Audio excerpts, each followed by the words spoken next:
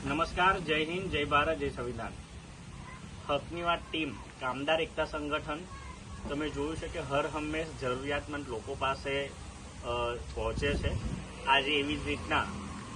અમારી પાસે એક માહિતી પહોંચી હતી કે પાદરા તાલુકાનું જે નરસિંહપુરા ગામ છે એ નરસિંહપુરા ગામમાં અમરસિંહભાઈ પડિયારની જે દીકરી છે એ દીકરી ધોરણ 8માં પાસ થઈ છે અને 9મા ધોરણમાં એનો દાખલો લેવાનો છે, એટલે એડમિશન લેવાનું છે। એટલે એમની જવાબદારી પ્રમાણે અમરસિંહભાઈને 6 દીકરીઓ છે, એક દીકરો છે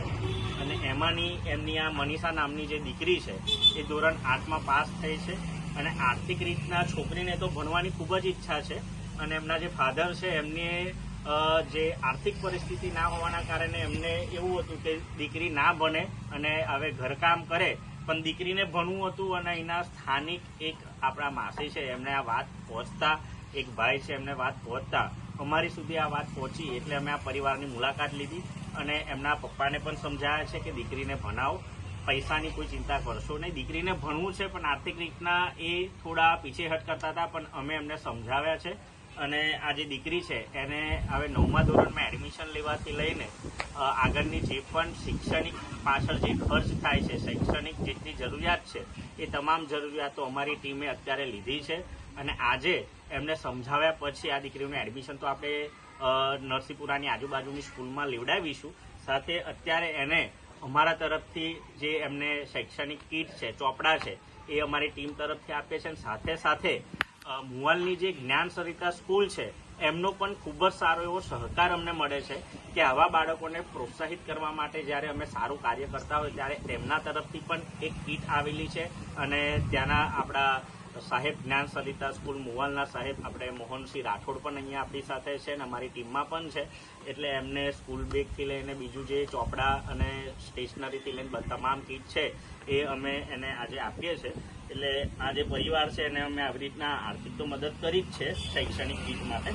અને એને જે સ્વાધ્યાય પોથીથી લઈને જે પણ બીજી જરૂરિયાતી સામાન છે એ આજે એમને આપીએ છીએ। બેટા ભણવાનું છે ને તારે? હા, એટલે પરિવારને આ જવાબદારી લીધી છે। આ વિડીયો બનાવવાનો હેતુ માત્ર ને માત્ર એટલો છે કે દરેક માતા પિતા આર્થિક રીતના જો એ સક્ષમ ના હોય અને એમના દીકરા દીકરીને ભણવું હોય પણ એ માતા પિતાના ના કહેવાથી અમુક દીકરા દીકરીઓ પોતાનું ભણતર બંધ કરી દે છે, એવું ના થાય, એ પોતે શૈક્ષણિક ક્ષેત્રે થોડા આગળ વધે, ભણેલા હોય અને પોતે પગભર થવા માટે આજના જમાનામાં શિક્ષણ કેટલું જરૂરી છે એ એમને